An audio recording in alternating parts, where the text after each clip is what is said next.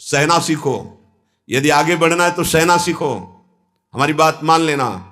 अगर मान लोगे तो जान जाओगे कि इसका रहस्य क्या है। जो सह गया सो भगवान को प्राप्त हो गया। जितना सहोगे उतने महान बनते चले जाओगे। ये शिक्षा हमको एक शराबी ने दी थी।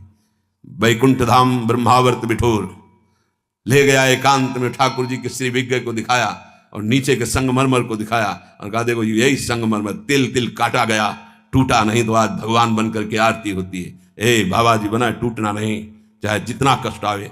सहनशीलता, सहनशील, आशय, उदार, धीरज सहित विवेकी, विवेकवान, धैर्यवान, सहनशील महात्मा होता है। चाहे गृहस्थ हो या विरक्त हो, भगवत मार्ग का पथिक ये नाना प्रकार की कुचेष्टाएं करने पर दुखी या व्यथित होकर कुचेष्टा नहीं कर बैठता है। द्वंद्व रहित। आगे गतमान, ये जो अभिमान और ममता सर्वनाश कर देती है।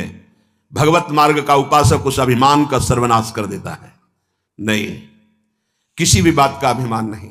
सच्ची कहते हैं जिस क्षण प्रभु बुलवाना ना चाहे तो एक शब्द भी नहीं आता हृदय में। कई बार हृदय से एकदम शून्य खाली। अब न कोई प्रश्न का उत्तर है, न कोई प्रश्न है, न कोई वार्ता है। वो दे रहे हैं तो हो रही है, और वो ना दे तो का बोलने की हिम्मत नहीं है। शब्द और शास्त्र ज्ञान और व्याख्या तो अलग जाने दो। वही बुलवा रहे, वही सत्य चेष्टा करा रहे। ये सतमार्ग पहाड़ पे चलना है, ये हमारे चढ़ने की योग्यता नहीं। पर वो वाचालम बना देते हैं। मूक को पंगु से पहाड़ चढ़ा देते हैं। सांप का छोटा बच्चा गरुड़ को पछाड़ दे, राम कृपा हो जाए, हाँ तो लघु ब्याल गरुड़ को खा जाए, ऐसी सामर्थ्य पैदा कर दे भगवान। सब कुछ भगवान की सामर्थ्य से सतमार्ग का होता है। सब कुछ हमारे अहंकार से असत मार्ग का होता है। अहंकार त्यागी, सतमार्ग का अनुरागी। अहंकार युक्त तो कहेगा जरूर भगवान की सामर्थ्य से हो रहा है, पर अहंकार वासनाओं का खेल खिला के पाप करेगा। तो कह रहे गतमान, ये भगवान को अधीन करने वाली आगे बात कह रहे हैं कि सुख निधान भगवान तुम्हारे अधीन क्यों नहीं हो जाएंगे यदि ऐसा करोगे। पहला, मान अपमान दुख सुख लाभ हानि में समान भाव। दूसरा, मान को स्वीकार मत करो। ये देहाभिमानी पुरुषों के द्वारा किया हुआ प्रणाम नमस्कार, ये देहाभिमान को पुष्ट करने वाली अविद्या की एक नई चाल है। उनके हृदय में विराजमान सच्चिदानंद भगवान को देखते हुए इसे विनोद में उड़ा दो। विनोद में, मैं जान रहा हूं प्रभु अब नहीं फंसेंगे, गुरु कृपा हो गई, आपका ये प्रणाम नमस्कार फांस नहीं सकता, नाथ आप तो हमारे स्वामी हो, अब नहीं। लाखों प्रणाम दंडवत हो रही, लेकिन नहीं, वो तुम्हारी प्रणाम दंडवत नहीं हो रही, वो तुम्हें फंसाया जा रहा है। आखिरी खाई है यश कीर्ति मान। नहीं, हे सच्चिदानंद गुरुदेव, आप सब रूपों में काहे को मजाक कर रहे हो प्रभु, आप ही तो विराजमान हो नाथ, कोई नहीं फंसा पाएगा। अब हम तो बड़े भजनानंदी, हमारा बड़ा नाम हो रहा है, प्रणाम नमस्कार हो रहा है, तो आगे है खाई, उसमें मुंह भरा गिर जाओ, निकल नहीं पाओगे। जैसे कंचन की खाई, कामिनी की खाई, ऐसे कीर्ति की खाई। तो गतमान, सबहिमान प्रदापमानी, सबके चरणों में बंधन भक्ति, मेरे नाथ इन सब रूपों में विराजमान। वो प्रणाम कर रहे हैं, नमस्कार कर रहे हैं, वो जय बोल रहे हैं, ये उनकी महानता है। वो अपने हृदय की स्थिति के अनुसार बर्ताव कर। हम तो अधम जीव हैं, प्रभु की कृपा से चल रहे हैं। मेरे प्रभु सब रूपों में है, कहीं मान नहीं छुएगा, और अगर मान छू गया तो विष चढ़ गया। सम्मानम कल्याति घोर गरलम, ये मान रूपी जहर केवल गुरु कृपा से ही दूर होता है।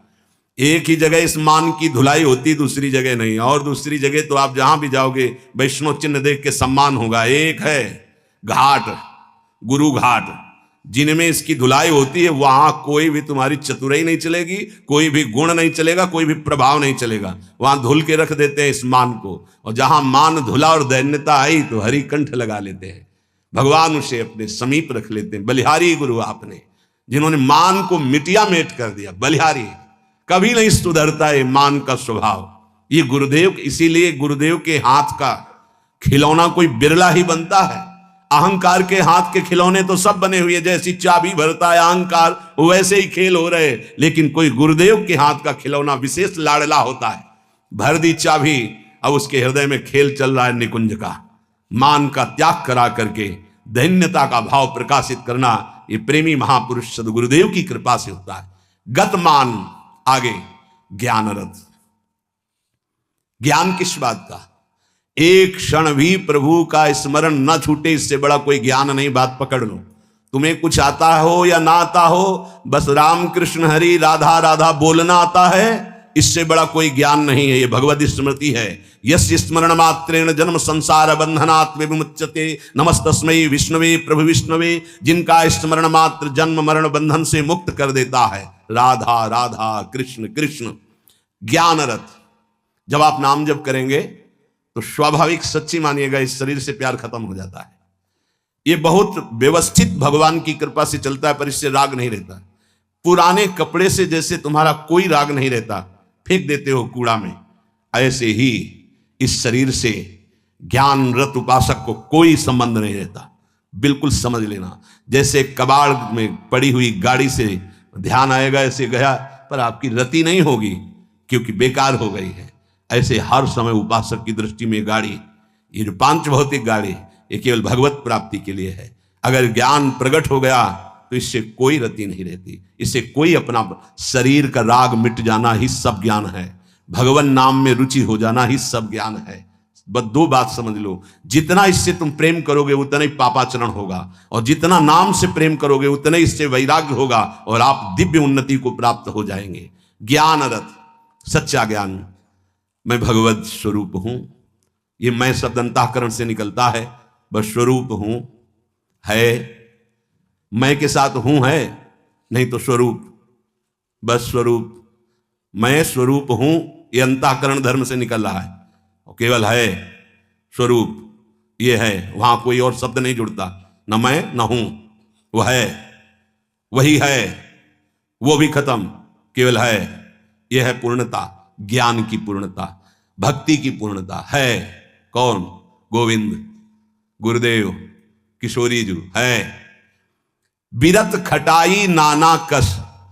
जैसे कुछ धातुएं होती हैं, उनमें खटाई डालते तो बहुत जहरीली हो जाती है, ऐसे ही उपासक को हर भोग दिखाई देता है जहरीला। ब्रह्मादिक के भोग 26 लागताई। तो कहे फिर सुख क्या उसको मिलता होगा? गांव में जब गुड़ बनाया जाता है तो ऊपर का जो फेन निकलता है ना, गांव के जो गरीब लड़के होते हैं दौड़ के वो चाटते हैं, बड़ा मीठा अच्छा लगता है। कहीं उनको रबड़ी मिल जाए तो उसकी तरफ देखेंगे क्या? नहीं देखेंगे, क्योंकि अब उससे बहुत कई गुना बढ़कर के आनंददायक रबड़ी मिल गई। जैसे निर्मल विशाल मृदु जल का जलाशय मिल जाए तो छोटे छोटे गंदे गड्ढों की याद नहीं आती, ऐसे सच्चिदानंद भगवान का सुख स्फुरित होता है जब, तो गंदे विषय विष की तरह दिखाई देते। ब्रह्मादिक के भोग सब विषम लागता है। तो बोले उस उपासक के हृदय में इतना वैराग्य हो जाता है, जैसे वमन, खाने का मन नहीं होगा, विष्ठावत मलवत त्याग, मल त्याग के बाद कोई अहंकार नहीं होता, अर्थात वो त्यागी भी है और अहंकार का त्यागी है। जैसे इसमें कहा बिरत खटाई नाना कस, जैसे कांस आदि जो पात्र हैं इनमें खटाई पड़ जाए तो बहुत जहरीली हो जाती है। बोले ऐसे ही ये सारे विषय उसे जहरवत दिखाई देते हैं। इसीलिए जो विषय प्रिय लग रहे हैं उनसे पिंड छुटाना हो तो भगवान को अर्पित करके भोग लगा के पाओ। गंदे विषय भगवान को भोग लगाए नहीं जाते।